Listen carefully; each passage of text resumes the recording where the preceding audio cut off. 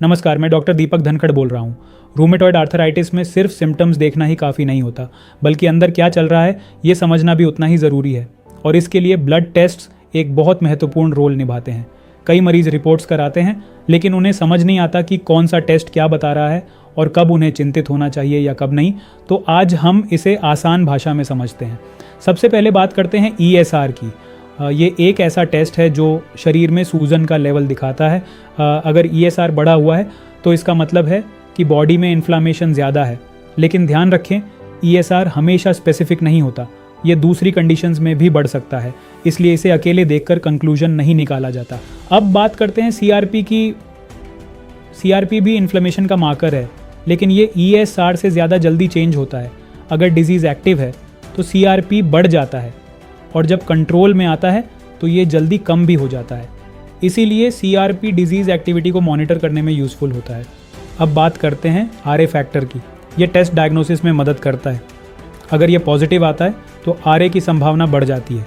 लेकिन एक बहुत इंपॉर्टेंट बात, RA फैक्टर नेगेटिव होने पर भी RA हो सकता है, इसलिए इसे फाइनल डिसीजन का आधार नहीं मानना चाहिए। अब सबसे स्पेसिफिक टेस्ट anti-CCP, यह RA को कंफर्म करने में बहुत हेल्पफुल होता है।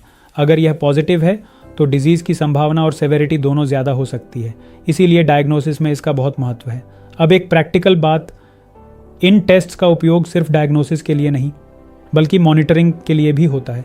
अगर आपका ट्रीटमेंट चल रहा है तो समय समय पर ESR और CRP देखकर ये समझा जाता है कि इन्फ्लेमेशन कंट्रोल में है या नहीं। लेकिन यहाँ एक बहुत ज़रूरी पॉइंट, रिपोर्ट्स हमेशा सिम्टम्स के साथ कॉरिलेट करनी चाहिए। कभी कभी रिपोर्ट्स नॉर्मल होती हैं लेकिन पेशेंट को पेन होता है, और कभी रिपोर्ट्स थोड़ी बड़ी होती हैं लेकिन सिम्टम्स कम होते हैं। इसलिए सिर्फ नंबर्स देखकर पैनिक नहीं करना चाहिए, ओवरऑल कंडीशन देखना ज़रूरी है। अब एक और important aspect, regular monitoring. RA एक डायनामिक डिजीज़ है, इसमें चेंजेस होते रहते हैं, इसलिए हर कुछ समय में टेस्ट्स रिपीट करना ज़रूरी हो सकता है ताकि ट्रीटमेंट को सही दिशा में एडजस्ट किया जा सके। अब आयुर्वेदिक दृष्टिकोण से देखें तो यहाँ फोकस रिपोर्ट से ज़्यादा बॉडी के सिग्नल्स पर होता है, जैसे pain, stiffness, digestion, energy level. लेकिन मॉडर्न टेस्ट्स और आयुर्वेदिक ऑब्जर्वेशन दोनों को साथ लेकर चलना सबसे प्रैक्टिकल अप्रोच होता है। अब ओवरऑल अगर समझें तो ब्लड टेस्ट्स आपको ये बताते हैं कि अंदर इन्फ्लेमेशन किस लेवल पर है और ट्रीटमेंट कितना इफेक्टिव है, लेकिन फाइनल पिक्चर हमेशा क्लिनिकल सिम्टम्स और पेशेंट की कंडीशन से ही बनती है।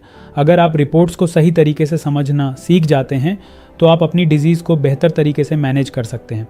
अब अगले भाग में हम बात करेंगे RA में रिमिशन क्या होता है, क्या ऐसा पॉसिबल है कि बीमारी पूरी तरह शांत हो जाए, क्योंकि ये कॉन्सेप्ट हर पेशेंट के लिए जानना बहुत ज़रूरी है। धन्यवाद। The award for most profound Ayurveda practitioner in Delhi goes to Dr. Deepak Dhankar.